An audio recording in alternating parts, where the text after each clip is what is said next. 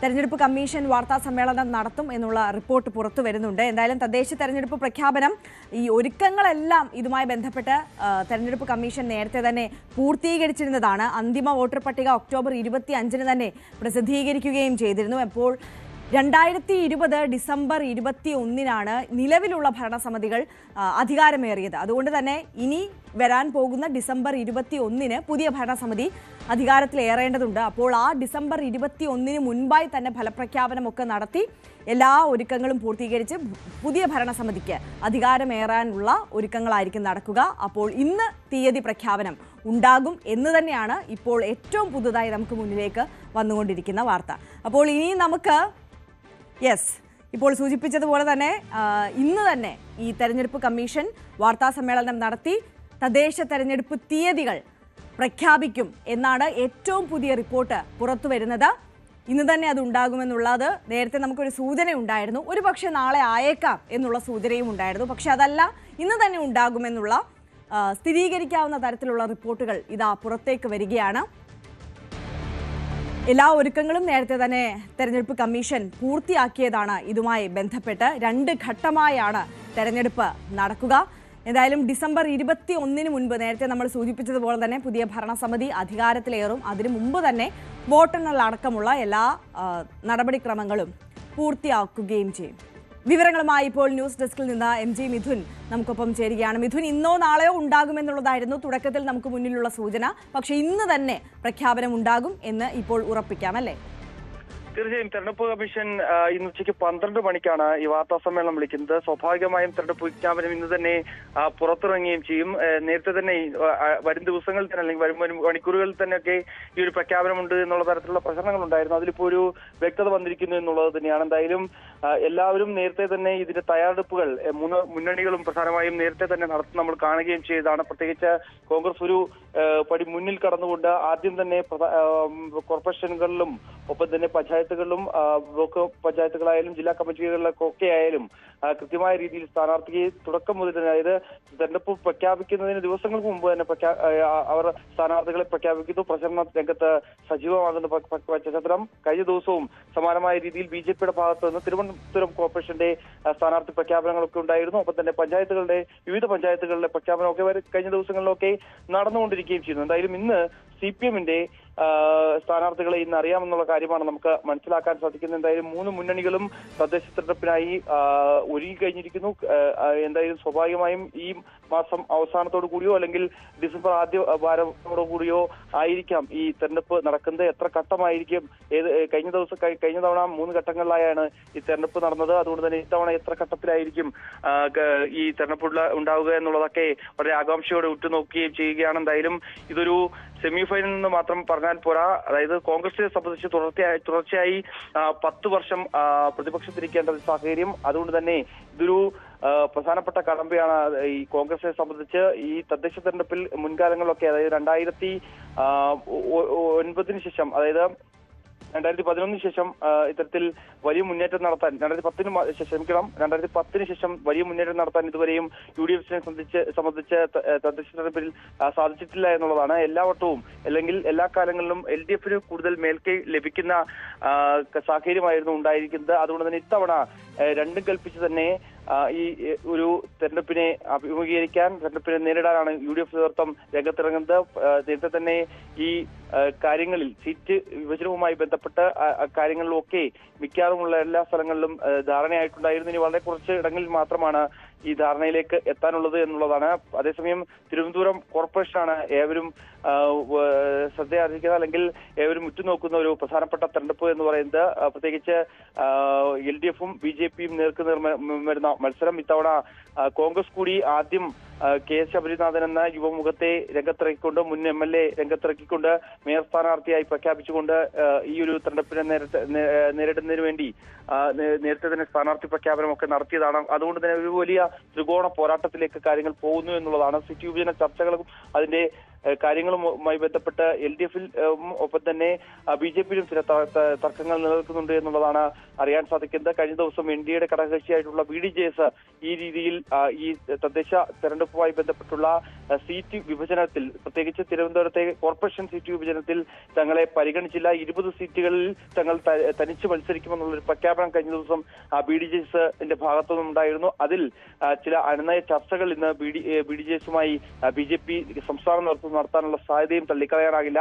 അവരെ അനുനയിപ്പിച്ചുകൊണ്ട് ഏത് തരത്തിലും അനുനയിപ്പിച്ചുകൊണ്ട് കാര്യങ്ങൾ മറ്റ് അസ്വാരസ്യങ്ങളൊന്നും ഇല്ലാതെ വോട്ടുകൾ ഭിന്നിച്ചു പോകാതെ മുന്നോട്ട് പോകാൻ തന്നെയായിരിക്കും സ്വാഭാവികമായും NDA ശ്രമിക്കുക. BJP-യെ സംബന്ധിച്ച് നമുക്കറിയാം, പറ്റാവുന്ന അത്ര ഇടത്ത് കളം നിറയുക, കളം പിടിക്കുക എന്നുള്ളത് തന്നെയാണ് അവരെ സംബന്ധിച്ച് ഏറ്റവും പ്രധാനം. എത്രത്തോളം പ്രാധാന്യത്തോടു കൂടിയാണ് ഈ തദ്ദേശ തെരഞ്ഞെടുപ്പിനെ BJP നോക്കിക്കാണുന്നത് എന്നുള്ളത് നേരത്തെ തന്നെ നമ്മൾ ചർച്ച ചെയ്തതാണല്ലോ മിഥുൻ. നമുക്കറിയാം, നിലമ്പൂർ ഉപതെരഞ്ഞെടുപ്പ് പ്രഖ്യാപിക്കുന്ന സമയത്ത് ഈ തദ്ദേശ തെരഞ്ഞെടുപ്പിൽ ഫോക്കസ് ചെയ്യുന്നതിനാൽ തന്നെ അവിടെ ഒരു സ്ഥാനാർത്ഥിയെ നിർത്തേണ്ടതില്ല എന്നുപോലും സംസ്ഥാന അധ്യക്ഷൻ നിലപാടെടുക്കുന്ന സാഹചര്യം പോലും നമ്മൾ കണ്ടതാണ്. അപ്പോൾ എത്രത്തോളം പ്രാധാന്യത്തോടു കൂടിയാണ് BJP-യും തദ്ദേശ തെരഞ്ഞെടുപ്പിനെ നോക്കിക്കാണുന്നത് എന്ന് നമുക്കറിയാം. തീർച്ചയായും ആര്യ, അതായത് ഈ തിരുവനന്തപുരം കോർപ്പറേഷന്റെ ഭരണം അത് ഒരിക്കലെങ്കിലും ഞങ്ങൾക്ക് തരൂ എന്നുള്ള രീതിയിലുള്ള ഒരു പ്രഖ്യാപനമാണ് കഴിഞ്ഞ ദിവസം രാജീവ് ചന്ദ്രശേഖരന്റെ ഭാഗത്തു നിന്നും ഉണ്ടായത്. അതായത് ഭരിക്കാൻ ഒരു അവസരം തരൂ, അതിനുശേഷം ജനങ്ങൾ തീരുമാനിക്കൂ എന്ന തരത്തിലുള്ള പ്രചരണം അവർ അഴിച്ചുവിടുകയും ചെയ്തിട്ടുണ്ട്. കഴിഞ്ഞ തവണ ഒരു ഇഞ്ചോടിഞ്ച് പോരാട്ടമായിരുന്നു. പക്ഷേ LDF-നെ സംബന്ധിച്ച് അവരുടെ സീറ്റ് അവർക്ക് നിലനിർത്തി മുന്നോട്ട് പോകാൻ സാധിച്ചു എന്നുള്ളത് തന്നെയാണ് അവർക്ക് വീണ്ടും ഒരു തുടർ ഭരണത്തിലേക്ക്, അതായത് തിരുവനന്തപുരം കോർപ്പറേഷൻ തുടർ ഭരണത്തിലേക്ക് എത്തിക്കുകയും ചെയ്തു. പ്രത്യേകിച്ച് 2015-ൽ 35 UDF-ന് സീറ്റ് ലഭിച്ചപ്പോൾ 2020-ലേക്ക് വന്നപ്പോൾ അത് 10 ചുരുങ്ങുന്നു. അതിൽ ഏറ്റവും പ്രധാനമായും എടുത്തു പറയേണ്ടത് കോൺഗ്രസിന്റെ സീറ്റ് എണ്ണം അത് 8 ചുരുങ്ങുന്ന ഒരു സ്ഥിതിവിശേഷം. അത്രത്തോളം ദയനീയമായിട്ടുള്ള ഒരു പരാജയമായിരുന്നു കഴിഞ്ഞ തെരഞ്ഞെടുപ്പിൽ UDF നേതൃത്വത്തിനും പ്രത്യേകിച്ച് കോൺഗ്രസിനും നേരിടേണ്ടി വന്നത്. ആ സീറ്റുകളുടെ എണ്ണം അല്ലെങ്കിൽ ആ സീറ്റുകൾ എങ്ങോട്ടേക്ക് പോയി, ആ വോട്ടർമാർ എങ്ങോട്ടേക്ക് പോയി എന്നുള്ള ചോദ്യത്തിന് കൃത്യമായ രീതിയിലുള്ള ഒരു ഉത്തരവും ഉണ്ടായിരുന്നു. അതായത് BJP-ക്ക് കൃത്യമായ മേൽക്കൈ. 2010-ൽ 6 സീറ്റിൽ മാത്രമുണ്ടായിരുന്ന NDA സഖ്യം അത് പിന്നീട് അത് വർദ്ധിപ്പിച്ചുകൊണ്ട് 35 സീറ്റുകളിലേക്ക് എത്തുന്ന കാഴ്ച നമ്മൾ കാണുകയും ചെയ്തതാണ്. അതുകൊണ്ട് തന്നെ ഇത്തവണ ആ സീറ്റുകൾ തിരികെ പിടിക്കുക എന്നുള്ള ഉറച്ച ലക്ഷ്യത്തോടു കൂടിയാണ് UDF-ഉം രംഗത്തിറങ്ങിയിരിക്കുന്നത്. അതുകൊണ്ട് തന്നെ വാശിയേറിയിട്ടുള്ള ഒരു പോരാട്ടം തന്നെയായിരിക്കും തിരുവനന്തപുരം കോർപ്പറേഷൻ സംബന്ധിച്ച് നടക്കാൻ പോകുന്നത് എന്നുള്ളത് തന്നെയാണ്. അതിൽ LDF-ഉണ്ട്, അവർ ഭരണം നിലനിർത്താൻ രംഗത്തുണ്ട്. വികസന കാര്യങ്ങളും ഒപ്പം തന്നെ തിരുവനന്തപുരത്തെ സ്മാർട്ട് റോഡുകൾ ആ പദ്ധതികൾ അത് വിജയകരമായി പൂർത്തീകരിക്കാൻ സാധിച്ചിട്ടുണ്ടായിരുന്നു തെരഞ്ഞെടുപ്പിന് മുമ്പ് തന്നെ. ഒപ്പം തന്നെ ഈ മെട്രോ വരുന്നതിന്റെ കാര്യം, മെട്രോ യുടെ ഒരു പ്രഖ്യാപനം ഉടൻ തന്നെ കേരളത്തിൽ, അതും പ്രത്യേകിച്ച് തിരുവനന്തപുരത്ത് തലസ്ഥാന നഗരത്ത് മെട്രോയുടെ പ്രാരംഭ നടപടികൾ, അതിൽ DPR അടക്കം അനുമതി ലഭ്യമായിരിക്കുന്നു എന്നുള്ള സുപ്രധാന വിവരം മുഖ്യമന്ത്രി തന്നെ പങ്കുവയ്ക്കുകയും ചെയ്തതാണ്. ആ ഒരു പശ്ചാത്തലത്തിൽ കൂടി ഈ വിഷയങ്ങൾ, വികസനത്തിലൂന്നിയുള്ള കാര്യങ്ങൾ ചർച്ച ചെയ്യപ്പെടുന്നതിന് വേണ്ടിയുള്ള ശ്രമങ്ങളായിരിക്കും സ്വാഭാവികമായും LDF-ന്റെ ഭാഗത്ത് നിന്ന് ഉണ്ടാവുക. അതടക്കമുള്ള വിഷയങ്ങൾ ചർച്ചയാകും. മറ്റൊന്ന് കോർപ്പറേഷനിലെ അഴിമതിയുമായി ബന്ധപ്പെട്ടുള്ള ചില കാര്യങ്ങൾ, അതിൽ നിരവധി വിഷയങ്ങളിൽ BJP-യും ഒക്കെ തന്നെ കോൺഗ്രസും UDF-ഉം സമരമുഖത്തുണ്ടായിരുന്നു. ആ വിഷയങ്ങൾ ഉയർത്തിയായിരിക്കാം ഇവരുടെ ഒരു പ്രചരണം എന്നുള്ളതാണ്. എന്തായാലും ഈ മുൻകാലങ്ങളിലെ അപേക്ഷിച്ച് ഇത്തവണ UDF നേതൃത്വം വളരെ പ്രതീക്ഷയോടെയാണ് കാണുന്നത്. ഒരു പക്ഷേ കോൺഗ്രസ് നേതൃത്വം തന്നെ പറയാതെ പറയുന്നത് 15 മുതൽ 20 സീറ്റ് വരെയെങ്കിലും ഞങ്ങൾക്ക് തിരിച്ചു വരാൻ ഈ ഒരു ഘട്ടത്തിൽ സാധിക്കുമെന്നുള്ളത് തന്നെയാണ്. അങ്ങനെയെങ്കിൽ BJP-ക്കായിരിക്കാം സ്വാഭാവികമായും അത്തരത്തിലൊരു അടി അല്ലെങ്കിൽ ഒരു തിരിച്ചടിയാവാൻ പോകുന്നത് എന്നുള്ളതാണ്. കോൺഗ്രസ് അവരുടെ സീറ്റുകൾ തിരിച്ചു പിടിച്ചാൽ അത് കോർപ്പറേഷൻ തലത്തിൽ LDF-നെ സംബന്ധിച്ച് വളരെ അനുകൂലമായിട്ടുള്ള ഘടകമായി മാറും. അവർക്ക് വീണ്ടും അധികാരത്തിൽ തുടരാൻ പറ്റുന്ന തരത്തിലുള്ള ഒരു പ്രകടനം സ്വാഭാവികമായി ഉണ്ടാകുമെന്നുള്ളതാണ് അവരും പ്രതീക്ഷ വെക്കുന്നത്. എന്തായാലും തദ്ദേശ തെരഞ്ഞെടുപ്പിന് സംസ്ഥാനം ഒരുങ്ങിക്കഴിഞ്ഞിരിക്കുന്നു. ഇന്ന് ഉച്ചയ്ക്ക് 12 മണിയോടുകൂടി സംസ്ഥാന തെരഞ്ഞെടുപ്പ് കമ്മീഷന്റെ നിർണായക വാർത്താ സമ്മേളനം, അതിൽ ഈ തെരഞ്ഞെടുപ്പ് വിജ്ഞാപനമടക്കം പുറത്തിറങ്ങുകയും ചെയ്യും. അതെ, ഇനി എത്ര ഘട്ടമായിട്ടായിരിക്കാം തെരഞ്ഞെടുപ്പ് നടക്കാൻ പോകുന്നത് എന്നുള്ള ആകാംക്ഷ നിലനിൽക്കുന്നുണ്ട്. ഒരുപക്ഷെ 2 ഘട്ടങ്ങളിലായിട്ടായിരിക്കാം എന്നുള്ള സൂചനകളാണ് നമുക്ക് മുന്നിലുള്ളത്. നവംബർ അവസാന മാസവും ഈ മാസം അവസാനവും ഡിസംബർ ആദ്യവും ആയിട്ടായിരിക്കാം ഈ 2 ഘട്ടങ്ങൾ നടക്കുക, അല്ലേ?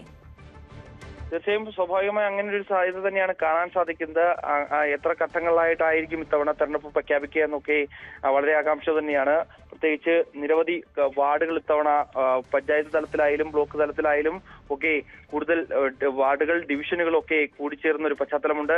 ജില്ലാ പഞ്ചായത്തുകളിലുമൊക്കെ കൂടുതൽ ഡിവിഷനുകൾ ഇത്തവണയുണ്ട് എന്നുള്ളതാണ്. അതുകൊണ്ട് തന്നെ കഴിഞ്ഞ തവണത്തേക്കാൾ കൂടുതൽ സീറ്റുകളിലേക്കാണ് ഇത്തവണ മത്സരിക്കുന്നത്. മുന്നണികളൊക്കെ സീറ്റ് വിഭജനവുമായി ബന്ധപ്പെട്ടുള്ള ചർച്ചകളും അന്തിമമാക്കാൻ വേണ്ടി നിൽക്കുന്ന സാഹചര്യം ഇന്നടക്കം പല ജില്ലകളിലും ജില്ലാ പഞ്ചായത്തുകളിലേക്കുള്ള ഡിവിഷനുകളിലേക്കുള്ള പ്രഖ്യാപനങ്ങൾ പൂർണ്ണമായി നടന്നിട്ടില്ല എന്നുള്ളതാണ്. അത് കോട്ടയം അടക്കമുള്ള പഞ്ചായത്തുകളിൽ നമ്മൾ കണ്ടതാണ്.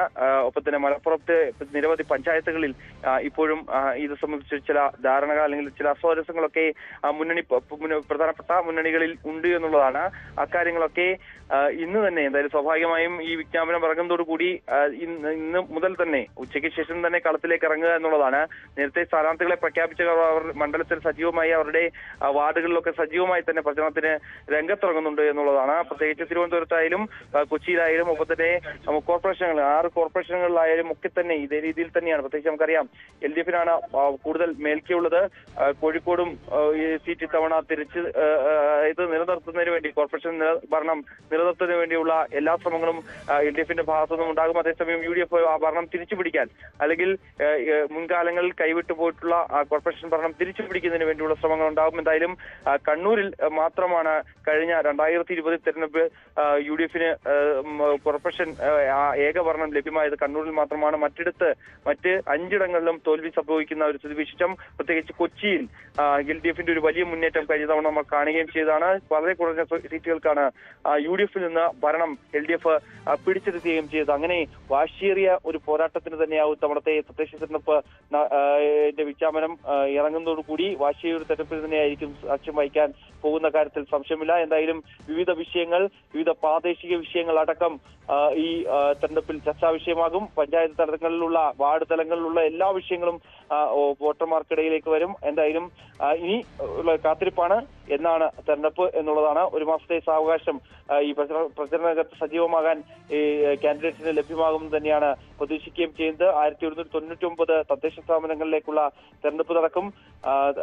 അത്രത്തോളം തന്നെ ബ്ലോക്ക് പഞ്ചായത്തുകളിലേക്കും ഒപ്പം തന്നെ ഈ ജില്ലാ പഞ്ചായത്തുകളിലേക്കും ഒക്കെയുള്ള തെരഞ്ഞെടുപ്പാണ് നടക്കുന്നത്. പ്രത്യേകിച്ച് ഈ ഗ്രാമപഞ്ചായത്തിന്റെയും ബ്ലോക്ക് പഞ്ചായത്തിന്റെയും ഒക്കെ തെരഞ്ഞെടുപ്പ് ആദ്യഘട്ടമായി നടന്നിട്ട് രണ്ടാമതായി കോർപ്പറേഷൻ ഒപ്പം തന്നെ ജില്ലാ പഞ്ചായത്ത് ഡിവിഷനുകളിലേക്കുള്ള തെരഞ്ഞെടുപ്പായിരിക്കും 2ാം ഘട്ടത്തിൽ അങ്ങനെ നടക്കാനുള്ള സാധ്യതയാണ് കാണാൻ സാധിക്കുന്നത്.